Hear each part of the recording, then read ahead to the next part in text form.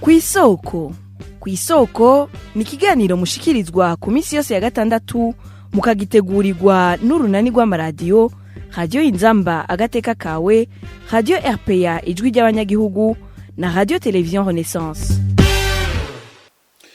Guhanahana amakuru ku magara y'umukuru w'igihugu Petero Nkurunziza imbere n'inyuma amaze gushengera ni bimwe mu vyerekana intumbero yafashwe na leta y'u Burundi mu bijanye no guhisha amakuru kuva hatanguye kuvugwa ikiza c'umugera wa corona mu Burundi. Iyo ngendo ya leta yoba ifise ingaruka mbi ku buzima bwa misi yose bw'abanyagihugu. Ico ni ikibazo tuza kuronkera inyishu muri kino kiganiro Kw'Īsôko. Bertrand Ndakuriyo nije ngiranda kibashikirize sangwa ikaze. Kw'Īsôko. Kuva ku mugoroba wo ku munsi wa mbere w'indwi iheze urukurukuru ruvuga ibijanye n'urupfu rw'umukuru w'igihugu Petero Nkurunziza niho gwatangura kumenyekana mu gihugu. Urwo rukurukuru rukaba rutemejwe canke ngo rubeshuzwe na leta arongoye. Mugenzi wacu Emile Nibasumba w'iradio y'Abanyagihugu RPA aragaruka kuri urwo rukurukuru rwahavuye ruba inkuru ku munsi wa kabiri w'indwi iheze. Inyuma yo kwemeza ko Pierre Nkurunziza yinjiye ibitaro ikaruzi ku munsi wa gatandatu, iradio RPA yahavuye yemeza ko umukuru w'igihugu yoba yapfuye ku munsi wa mbere. Iruhande yo kubishira ku mihora ngurukana bumenyi yayo, RPA yaranabishikirije mu ncamake y'isaha 8 ku munsi wa kabiri. Inyuma y'imisi itatu agwariye ku bitaro vyitiriwe cinquantenaire vyo mu ntara ya Karuzi, hari amakuru yemeza ko umukuru w'igihugu yasandavye ku muhingamo wo kuri uyu wa mbere, kandi ko mu nzego zitandukanye zirongoye igihugu muri kino gihe agacerere kari karanze ibiro vy'umukuru w'igihugu kahavuye gahera. Bamwe mu bahanuzi batangura gutanga amakuru ari mu igipfungu, ariko isaha 10 kuri uwo munsi nyene wa kabiri leta y'u Burundi yahavuye yemeza urwo rupfu. Leta y'u Burundi iramenyesheje y'urupfu rwa nyine cyubahiro Petero Nkurunziza umukuru w'igihugu cy'u Burundi rwaraye rubaye kuri uyu wa mbere igenekerezo rya 8 ruheshi umwaka wa 2020 mu bitaro natwe turashoboye ni Karusi. Bob Rugurika umuyobozi wa RPA hejwi ry'Abanyagihugu ari mu bakurikiranye hafi ukuri kubijanye n'amagara ya Petero Nkurunziza kuva acinjizwa ibitaro. Agacerere canke kudashaka gutanga amakuru kubijanye n'ubuzima bwa Petero Nkurunziza biri mu vyateye amakenga. Bob Rugurika arabitwiganira. Kuvaho umutamukanyi wiwe Denise Bucumi bamutwariye mu gihugu ca Kenya bivugwa yuko yobagiye kuvurirwayo, hanyuma tukabona ibinyamakuru vyo mu gihugu ca Kenya birashikirije biravuze ko umutamukanyi wa Petero Nkurunziza bamutoye umugera wa coronavirus.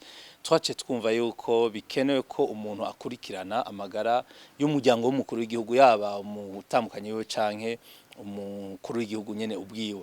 Niko rero fasha ingingo yo kubikurikirana mu buryo bwimbitse, hama turagenda mu bamwegereye tukama tubaza mu baganga, hama haragera igihe turaronka amakuru yuko vy'ukuri umukuru w'igihugu afise ibimenyetso vy'uko ubuzima bwe butifashe neza. Naho rero twafata ingingo yo kubikurikirana ku munsi gushika naho rero buriya kuri uriya munsi wa gatandatu tumenye yuko yoba yinjijwe ibitaro hariya mu ntara ya Karuzi. Twaragerageje ku munsi wa Mungu no ku munsi wa mbere twirigwa turandika ku mbuga ngurukana bumenyi, turabishikiriza no mu maradiyo, mugabo twashikiriza amakuru ajanye n'amakenga ku magara y'umukuru w'igihugu atavyinshi tuvuze kugira abajejwe inzego z'igihugu bashobore gufata ingingo yo kubwira abarundi ivyo ari byo. Ariko mwarabonye ko gushika ku munsi wa mbere abahanuzi mu biro vy'umukuru w'igihugu hakugira ico bavuze baca bihutira gutukana, bakavuga ko atamwanya bafise wo kuvuga kuri ivyo bivugwa, gushika naho tumenya ko kuwa mbere ku muhingamo umukuru w'igihugu yitavye Imana, ariko harabura umuntu numwe mu nzego za leta ashobora kugira icavuze. Abajejwe gutumana kwa makuru mu nzego z'igihugu nibo baba bajejwe bene ivyo bintu byo kumenyesha abarundi n'amakungu amagara y'umukuru w'igihugu ngene yifashe, cankwe yagize ikibazo nahone bakabibwira abarundi.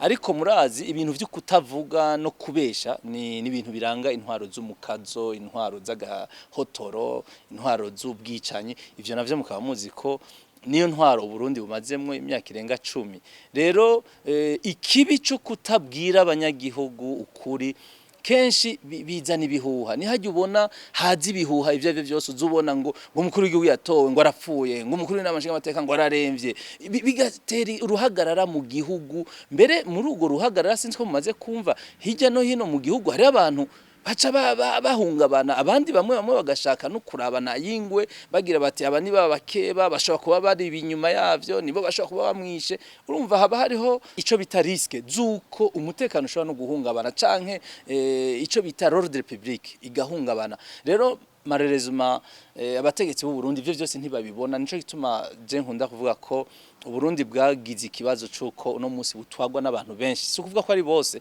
ariko benshi mu babutwara ntibazi uruhara rwabo ntibazi n'imirimo bari bahamagariwe gukora mu gihe rero c'ibihuha canke amakuru ahuvya abantu bituma abanyagihugu bifatira ingingo canke bagafata ingendo zitabereye bisigurwa na Jean Regis Nduwimana umuhinga mu vyigwa vy'ibimenyesha makuru kubura inkuru ku bintu biba biko biraba mu gihugu n'ibintu leta yonyene ikora ni leta ibikora ivyo byose ni kubera ko leta iba ifise intumbero yo gukontrola ko amakuru ashikirizwa no kuvuga yuko ibifise intumbero yuko yabishaka yuko abanyagihugu biyumvira ivyo leta ishaka ko biyumvira mu gihe rero leta canke ababigenewe batariko batanga inkuru yo umunyagihugu ntaheza ngafate ingingo yo ibereye kubijanye n'ubuzima bwiwe ubiravye nico kintu kinakomeye cyane abantu bashobora gufata ingingo atarizo cyangwa kwigenza nabi kubera ko badafise amakuru nyayo ashikirizwa n'ababigenewe akarorero biraboneka nko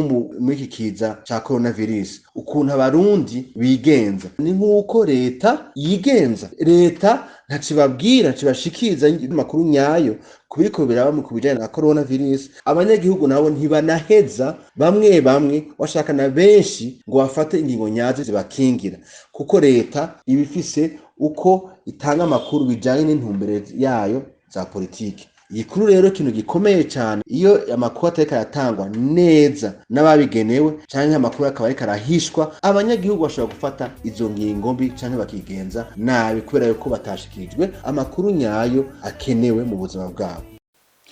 Kimwe rero mu byo twosigarana imbere yo gusozera kino kiganiro nuko y'ubutegetsi budatanze amakuru mu gihe akenewe bishobora guhuvya abantu bagaheza bakibako mu bijanye no kwifatira ingingo bitewe n'ibihe igihugu kiba kigezemo. Cyari kiganiro rero Kw'Īsôko mwakoze kudukurikira mwese. Bertrand Ndakuriyo n'ije nariko ndakibashikiriza ndabayisango mu ndwiza mu kindi kiganiro nk'iki naho butaha.